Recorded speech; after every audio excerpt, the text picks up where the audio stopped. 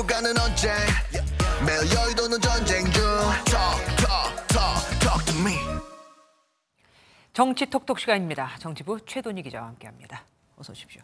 첫 번째 주제 보겠습니다.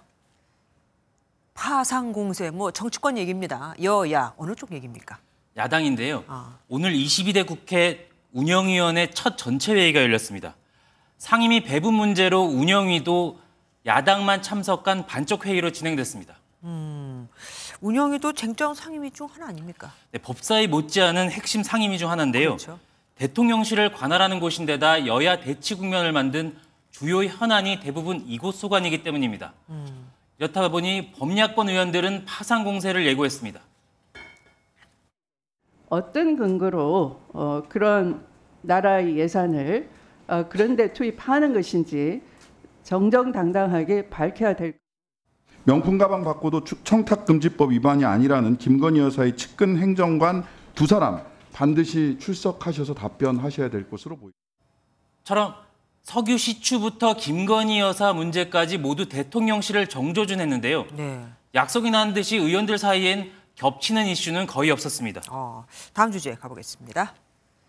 고소의 반박, 김준영 의원인가요? 네, 더불어민주당 김준혁 의원 얘기인데요. 네.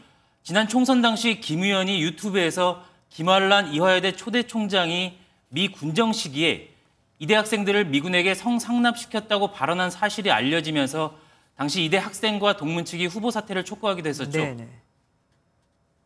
이 역사를 왜곡한다는 거, 그리고 무엇보다도 또 이 성평등에 대한 그런 그 역사관이 그렇게 부족해서 그런 얘기가 나올 수밖에 없다는 것이.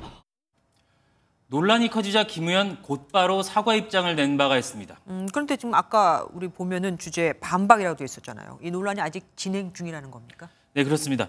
김 의원에 대한 이대와 동문, 유족 측의 고소고발이 오늘까지 이어졌습니다. 주로 명예훼손 등의 혐의인데요. 김 의원 당시 미군 방첩대 기밀 문서를 공개하면서 강력 대응을 시사했습니다. 김환란의 친일 행적과 제자들을 성적으로 이용한 부분을 미화할 경우 동료 의원들과 함께 국회 차원에서 강력하게 조사할 것임을 천명하는 바입니다. 법적 대응 여부에 대해선 현재 일부 사실관계를 추가로 확인한 뒤에 결정할 예정이라고 밝혔습니다. 마지막 키워드 보겠습니다. 유감, 이재명 좀 대표가 나왔습니다. 뭐에 대해서 유감이라는 거죠? 요 며칠 이어진 이른바 검찰의 애완견 논란에 입장을 밝혔습니다. 이 대표는 SNS를 통해서 언론 전체에 대한 비판으로 오해하게 했다면 본인의 부족함 탓이며 유감스럽게 생각한다고 밝혔습니다.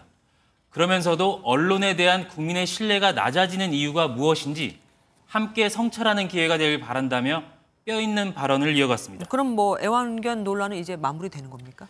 근데 그런 것 같진 않습니다. 네. 이 대표 입장 전까지만 해도 민주당 의원들의 관련 발언이 이어졌고요. 여기에 개혁신당 천하람 의원은 이 대표와 양문석 민주당 의원을 국회 윤리특별위원회에 제소했습니다.